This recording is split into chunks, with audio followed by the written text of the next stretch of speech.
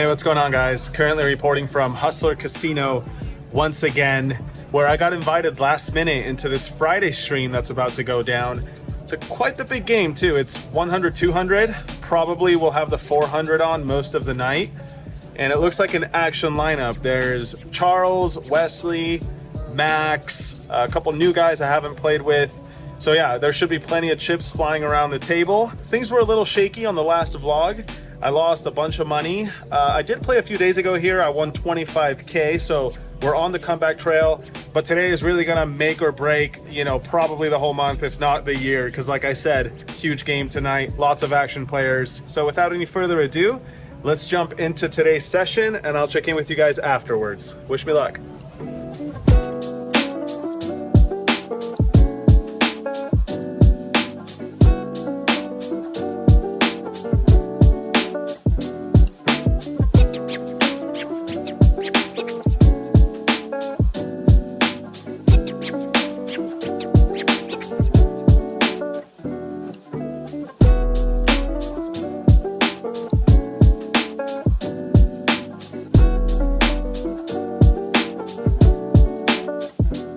All right, guys, we are back at it, playing at Hustler Casino Live today.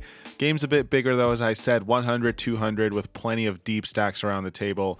And here we go. We're going to start off the night with some fireworks.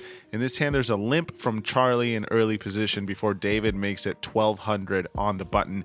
I've been quiet for a few hours now, kind of card dead for the first, 90 minutes of the stream. But this time I look down at King, Queen of Spades in the small blind.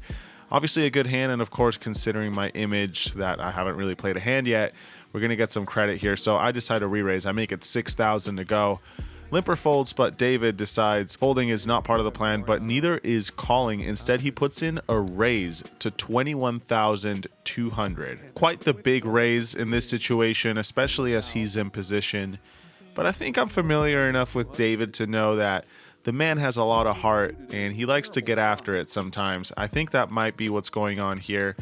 So I definitely don't want to fold my hand. It's just a question of, do we want to shove all in or do I want to call and play post flop? With a hand a little bit better, I think calling would be fine, but with King Queen suited, probably an all-in is just the best option, at least to deny equity from hands exactly like the one he has here, or maybe he's getting out of line with ace deuce suited or ace three suited, hands of that nature that are going to fold to a jam. However, I decide to call, which I don't love, and we go to a flop. 10-10-5 with one spade is not really what I had in mind, but we do have two overcards, 3 to a straight, 3 to a flush, so slim pickings, a little bit of options for backdoor possibilities. I check it over to him and he continues for a small bet of 16,000. It's funny to say that, small bet of $16,000, but you guys know what I mean. Relative to the pot, it's a down bet. Back to me now, and like I said, we have some backdoor possibilities.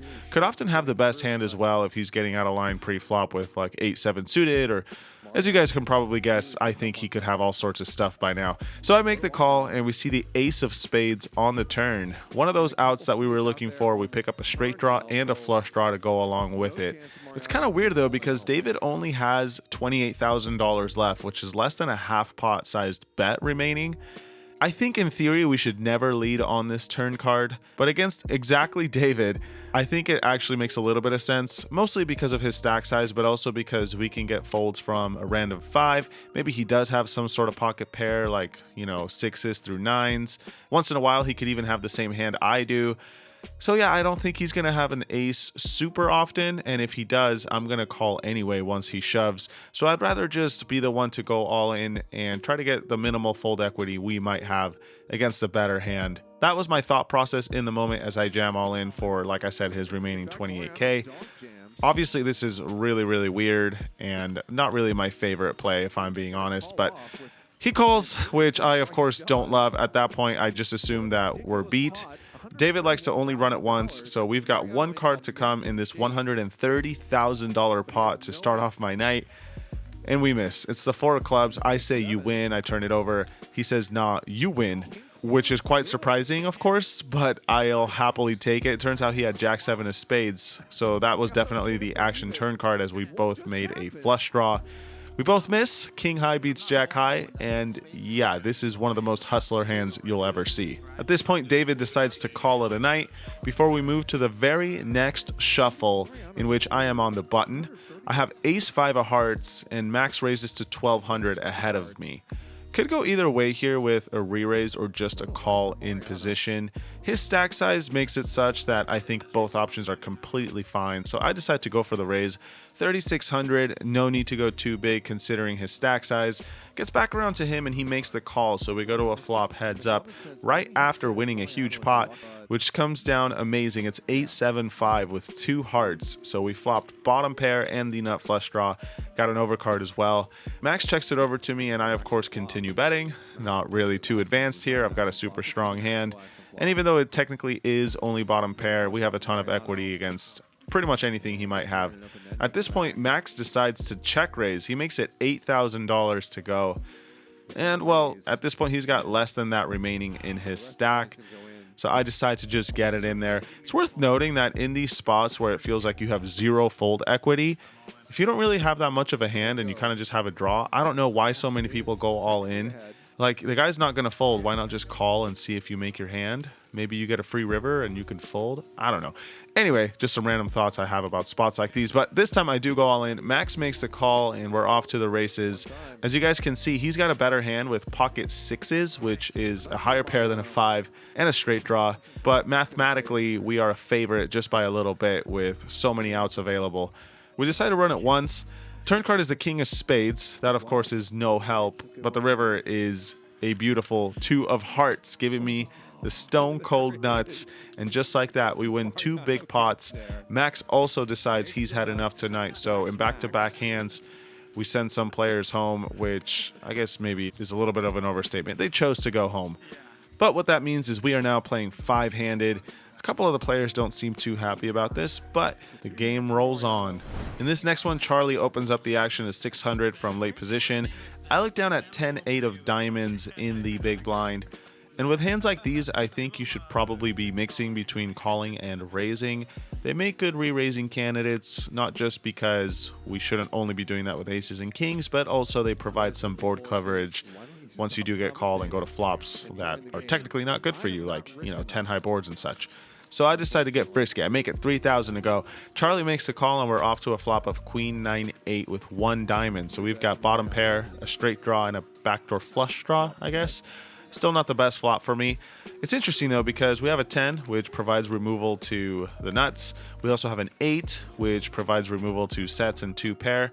And like I said, we have all this backdoor potential. So this is one of those rare opportunities where I think a flop check raise might work out. I decided to check it for that reason, and sure enough, Charlie does put in a bet of 3,000. At this point, I decide to stick to the plan and go for a check raise, trying to apply max pressure against top pair, or maybe if he's betting a 9. All sorts of hands that I think he probably isn't in love with and is going to have a hard time hanging on to. However, Charlie, it turns out, just has a draw. He's got jack 3 of clubs, which is a straight draw and a backdoor flush draw. So I actually have the best hand. And after some thought, it looks like Charlie doesn't want to tangle because he lets it go. Not a huge pot, but I thought it was a fun concept that could have developed. Things could have turned violent, but it doesn't happen this time. At this point, a couple of the players, mainly Stanley on my left and Charles across the table, they decided they don't really want to play short-handed, which I think is completely fine. I know a lot of players don't really like playing 4 or 5-handed, so they both decide to get up and call it a night also. And what that means for you guys is the rest of this vlog is going to be 3-handed action. It's just me, Wesley, and Charles. Only the 3 of us chose to stay and finish out the stream. So here we go, short-handed play. I know you guys don't get to see this on my vlog very much, or really in many vlogs, because let's face it, people don't really play short-handed too much, but I kind of like it. A lot of hands going down, a lot of action, the game moves quickly. And that was definitely the case on this night. You guys are definitely going to want to stick around because things really picked up once it was just the 3 of us. All right, in this first hand of 3-handed action, we are playing 100-200, like I said. Button folds and Wesley raises the small blind to 1,200. I'm in the big blind with king 4 suited. These suited kings, blind versus blind, I think are good options for a re-raise in position. Calling also fine, but this time I decide to raise it up. I make it $4,000 to go. Note that Wesley and I are pretty deep, and these sort of suited kings and suited aces are pretty strong when you're deep stacked. Wesley makes the call after some thought, and we go to a board which is not really my favorite. It's Jack 9-8. There is a club out there, but aside from that, it should favor him a lot more than me. So when he checks, I decide to check this one back. Turn card brings some help. It's the 3 of clubs, so we pick up the very disguised flush draw. Wesley now bets out for nearly a pot-sized bet, $6,000. And I don't think a raise makes any sense. Fold, of course, would be unacceptable. So I make the call. I'm looking for a club, or, I wouldn't be too mad at a king either, but instead it's the 5 of hearts, a total blank. Wesley now bets 11,000, and I quickly let this one go.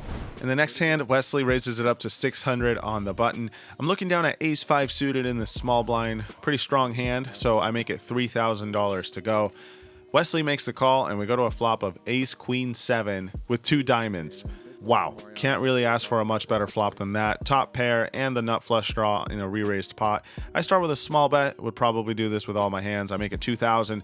Wesley makes a call, and we go to a turn card, which is just overkill. It's the 5 of spades. An unexpected ace is up to go along with the nut flush draw. But flush draw aside, I think when you make aces up, it's usually an excellent opportunity to try to cooler your opponent if they also have top pair. So I bet 11,000. Unfortunately for me, Wesley does not have an ace. He's just got third pair on the flop, so he makes a disciplined fold after some thought. Shortly after that, this hand goes down where Charlie raises up the button to 600. Wesley folds the small blind, and I look down at the dream. Pocket aces in a short-handed game that has not been short of action whatsoever. Of course, I'm going to try to get some value on every street possible, so I make it 3,600, starting with pre-flop. Charlie makes a call on the button, and we go to a board of 8-6-3 rainbow. I've got an overpair. It's time to keep betting. I make it $4,800 to go. Charlie makes a call with top, and we see the 5 of clubs on the turn. Now, I would almost always continue betting with aces for value. I think continuing to bet here would also be okay. But, it's kind of not the best turn card. Some straights get there, some 2 pairs, some potential sets. There's just a little too much going on at this point that betting here and getting raised would be kind of a nightmare. Now, that doesn't mean we should never bet over pairs. I think betting aces is actually fine here, and then just dealing with the consequences if we face a ton of aggression.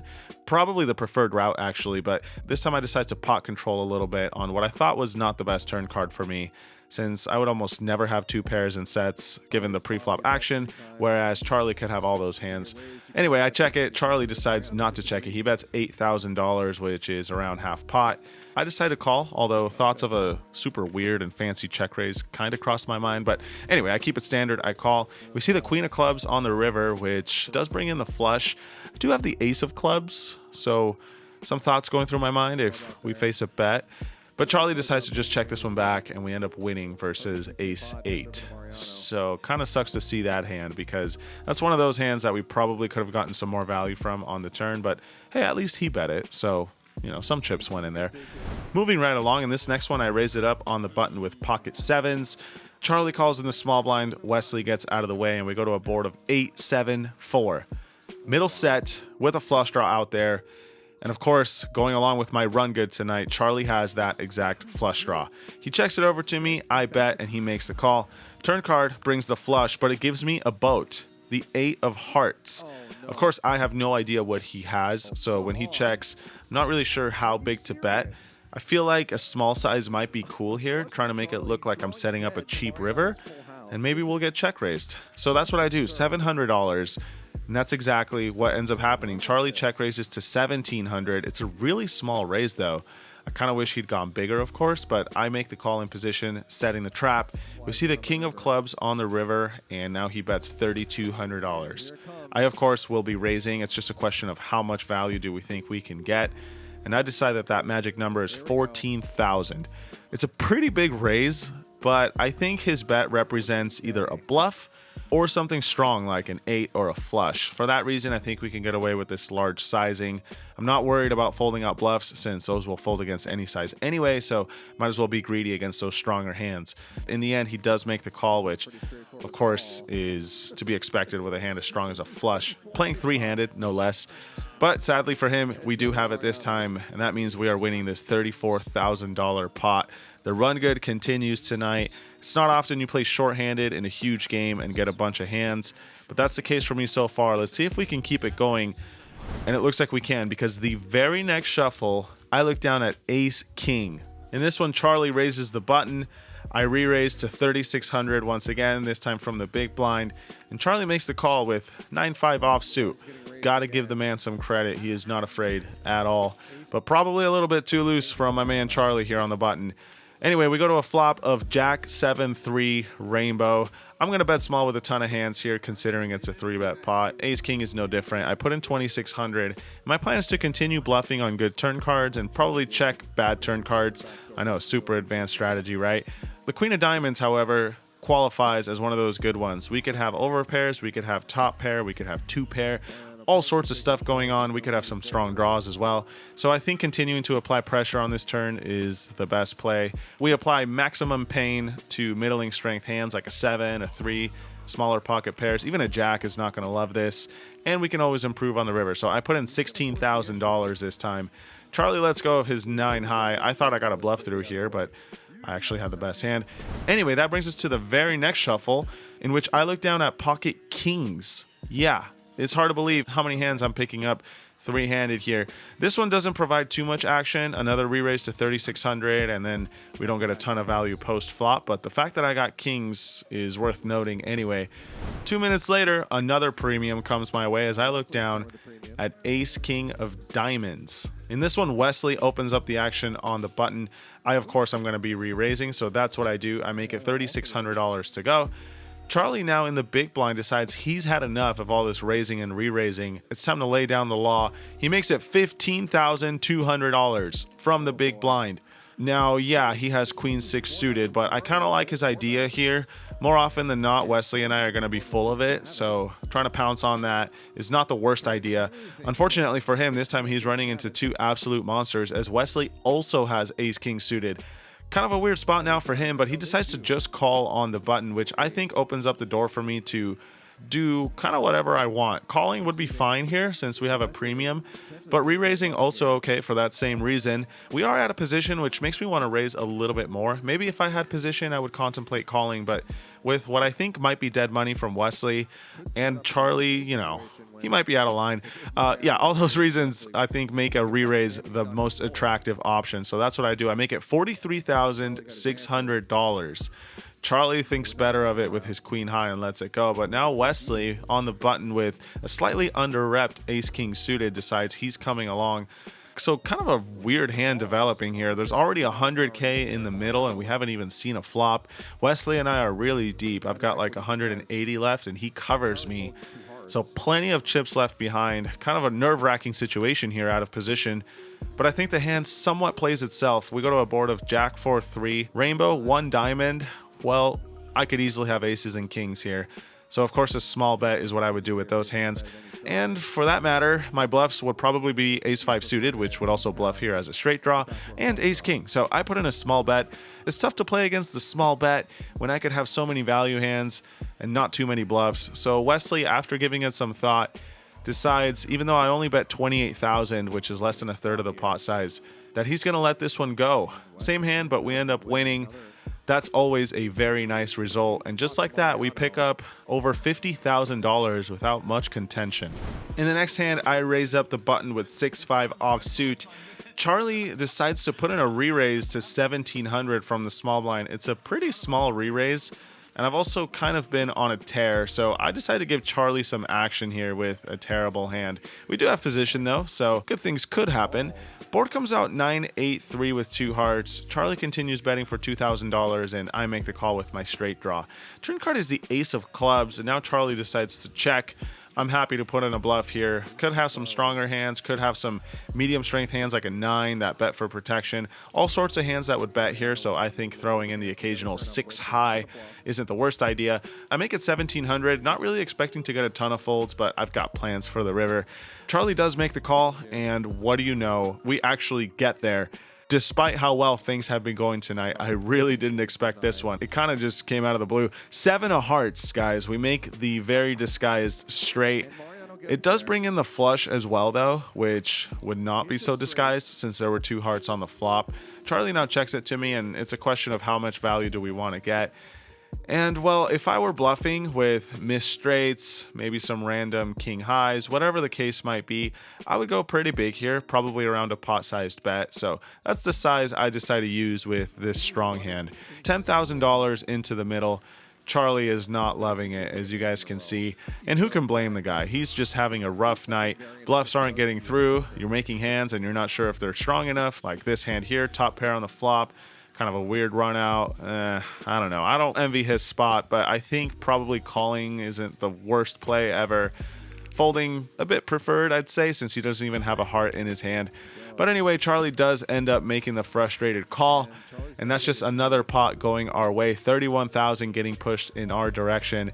And that, ladies and gentlemen, brings us to the last hand of the night for today's stream. In this one, I raised up the button with 4 deuce of spades, probably one of the weakest hands I would open, even three-handed, but here we are. I make it 500.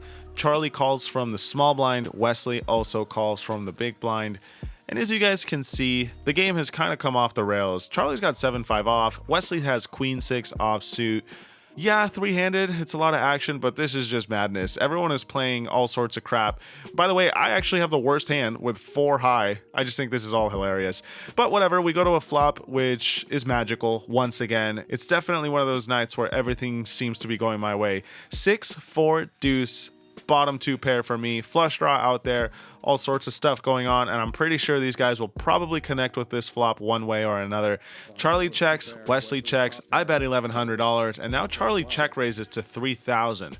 Wesley makes a pretty tight fold here with top pair, but it was a good one. And of course, back to me with bottom 2, what do we want to do? I think a call is the normal play. Occasionally putting in another raise seems interesting since there are so many draws and maybe even top pair type of hands that would continue. But I decided to just call in position, and guys, it's just too much at this point. The turn is the deuce of diamonds. I make a boat. Poker is just so easy sometimes when every hand seems to go your way. What can you do, right? Just keep playing and hope that the game never ends. Charlie now bets 3,000 once again. And so it's kind of weird now because do we want to raise in position after getting check raised on the flop? That would just be super strong. But I also don't want to avoid getting the maximum. So it's this awkward dance between trying to get more chips in the pot when you have a super strong hand, but also not becoming predictable and maybe scaring your opponent off or giving him a chance to fold. For all those reasons, I decided to do something super corny and not suggested, but I put in the min raise in position. I make it 6,000, the old click back. Not a good play on paper, but this is more so a decision that's based on game flow and the small rapport and relationship that I've developed with Charlie so far playing tonight. Charlie makes the call, which I'm happy to see, and we're off to the crown jewel, the cherry on top, if you will, for tonight's session. The river is the 8 of clubs. The flush misses, Charlie makes the nut straight, and of course, it's no good as I've got a full house. He decides to shove all in for his remaining 22,000. I, of course, make the call, and that was the end of Charlie's night.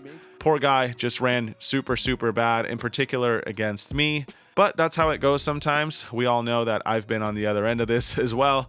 It's nice to be the one receiving the chips for a change. I have gotten quite lucky in the past, but this year hasn't really gone that way. I've kind of gotten my ass kicked a lot, ran really bad for the first 6 months of the year.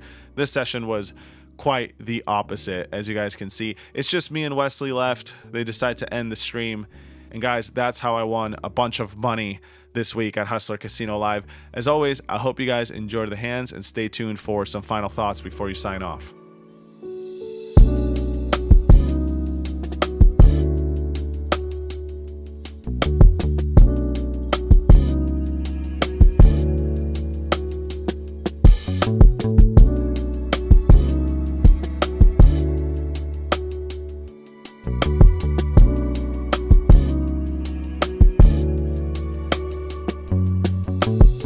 Well, guys, I have good things to report. As you can see, I am the last player left.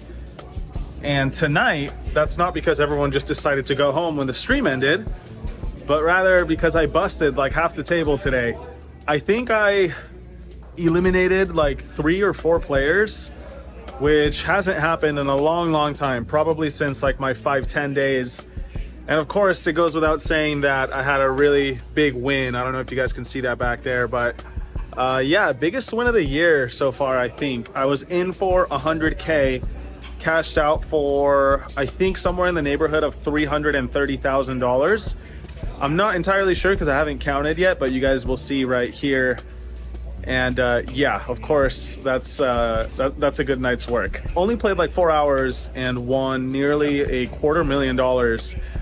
Not many industries that can provide results like that, but of course the inverse is also sometimes true. As you guys saw from my previous video, it can be a complete disaster here at Hustler Casino Live. Happy to say that today was the opposite of that, and yeah, it comes at a great time. Almost the end of the year, not a whole lot of poker left to be played, but yeah, I obviously ran super hot. I think I played well also. And yeah, that's all I got for you guys today. So as always, thank you for watching. Thanks for the support. I'll be going out to the lodge next week. So by the time you guys see this, I should be playing live, or maybe I will in a few days. I don't know. Depends when you're watching this, but I'm going to go play a few live streams over there. And then Vegas in December for some WPT stuff. So a lot of fun videos coming up. If you guys haven't yet, subscribe to the channel. And as always, I appreciate any thumbs up you guys gave this video. Joey and I work pretty hard on getting these vlogs out to you guys. So yeah, it's always nice when we see some positive feedback. Anyway, thank you guys so much for watching. Until next time, good luck at your local tables. Peace.